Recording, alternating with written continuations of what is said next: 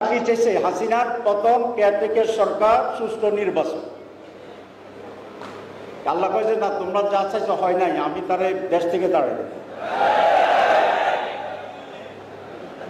আমরা কি হইলে উত্তম হবে এটা কি আল্লাহ ভালো জানে না আমরা? আল্লাহ জানে যে হাসিনাকে গতিচ্যুত করে আবার কেয়ারটেকার সরকারের অধীনে তাকে নির্বাচন করার সুযোগ দেওয়া যাবে না।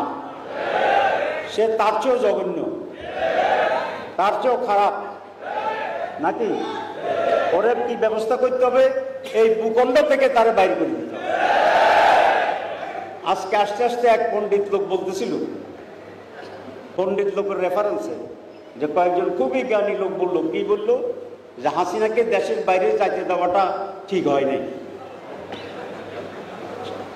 তা আমি বললাম যে ওনাকে এটা বলেন নাই যে আপনি 5ই আগস্টের আগে কোথায় ছিলেন?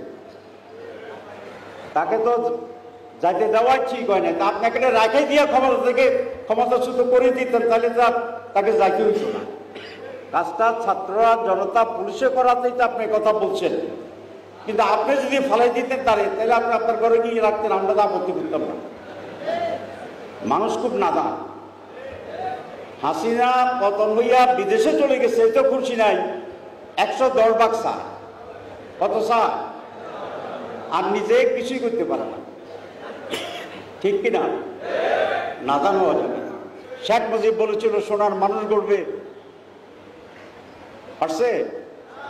কেন পারে নাই? বললাম না, কিছু একটা বলতে চেয়েছিলাম, আচ্ছা বললাম না কেন? আওয়ামী লীগ নিয়ে আর কথা বলতে চাই না, তার তো গণ। অনেকে দেখলাম যে খুব বক্তব্য দিতেছে এখানে আওয়ামী লীগের বিরুদ্ধে। এই সময় অপচয় করে কোনো লাভ আছে? যেটা গেছে গেছে। এই আওয়ামী লীগের বিরুদ্ধে বলবেন? আচ্ছা বলেন মাঝে মধ্যে, নাহলে তো বক্তৃতা দিবেন কি? বক্তৃতার একটা সাবজেক্ট। আমি এক আওয়ামী লীগ নেতাকে বলছি, এই তোমরা উঠে গেলে রাজাকার বদল করো কেন? কয় ভাই আমাদের তো আর কোনো সাবজেক্ট নেই, বক্তৃতা দিতে হইলে এইটাই সাবজেক্ট, আপনার কিছু নেই। ঠিক আছে না? আচ্ছা, তো দিলে দিবা, কিন্তু সবসময় দিও না। আমি তারা বললাম দেশ অত্যন্ত ক্রিটিক্যাল পর্যায়ে। আগামী দিনে এই দেশ যে সঠিক, কোনটি সঠিক রাস্তা হবে সেটা নিয়েই আজকে আমাদের মনোযোগ দেওয়া উচিত। আমরা মনে করি যে সরকার এখন দেশ পরিচালনা করছে, এটার সমগ্র মানুষের, জাতির সরকার এবং সমগ্র জাতির এর প্রতি সমর্থন আছে। কিন্তু একটা জিনিস মনে রাখতে হবে, এই সরকারের প্রধান কাজ হচ্ছে একটি সুষ্ঠু, অবাধ, গণতান্ত্রিক এবং সকলের অংশগ্রহণমূলক গ্রহণযোগ্য নির্বাচন করে জনগণের নির্বাচিত মানুষের কাছে ক্ষমতা হস্তান্তর করা।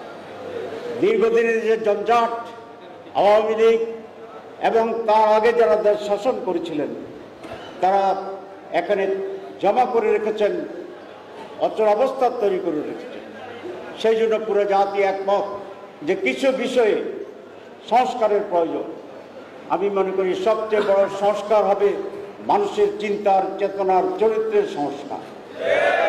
এবং সেই জন্যে বাংলাদেশের শিক্ষা ব্যবস্থা, নৈতিকতা এবং ইসলামী ধর্মীয় শিক্ষা প্রবর্তন অত্যন্ত জরুরি। এর বাইরে আরো অনেক বিষয়ে দেশের সংস্কারের প্রয়োজন। কিন্তু আমি মনে করি, জামাত ইসলামী মনে করে, এই ইন্টারিম গভর্নমেন্টের পক্ষে সকল সংস্কার করা সম্ভব নয়। সুতরাং মৌলিক কিছু বিষয়ে ইলেকশন কমিশন, প্রেসিডেন্ট এবং প্রধানমন্ত্রীর ক্ষমতা, 2 সেশনের বেশি কোনো প্রধানমন্ত্রী থাকতে পারবেন না, এরকম কিছু কতিপয় মৌলিক দাবি যেগুলো জাতির কনসেনসাস তৈরি হয়েছে, এই ব্যাপারে সংস্কার সাধন করে সকল রাজনৈতিক দল এবং স্টেক হোল্ডার যারা আছে তাদের সাথে আলোচনা করে একটি সুষ্ঠু নির্বাচনের ব্যবস্থা গ্রহণ করার যথাশীঘ্র সম্ভব তারিখ ঘোষণা করার জন্য আমি দাবি জানাচ্ছি।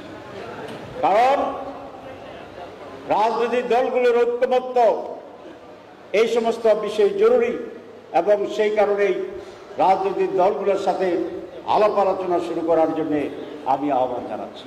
আমি মনে করি একটি যৌক্তিক সময়ের ভিতরে একটি সুষ্ঠু নির্বাচনের মাধ্যমে জনগণের প্রতিনিধিত্বমূলক সরকার প্রতিষ্ঠা হলেই এই দেশের বাকি যে সমস্ত জঞ্জাল রয়েছে এগুলো তাদের মাধ্যমেই ক্রমান্বয়ে একটি সুন্দর সচল ডাইনামিক উন্নত নৈতিকতা ভিত্তিক একটি দেশ এবং সমাজ গড়ে তোলা সম্ভব হবে।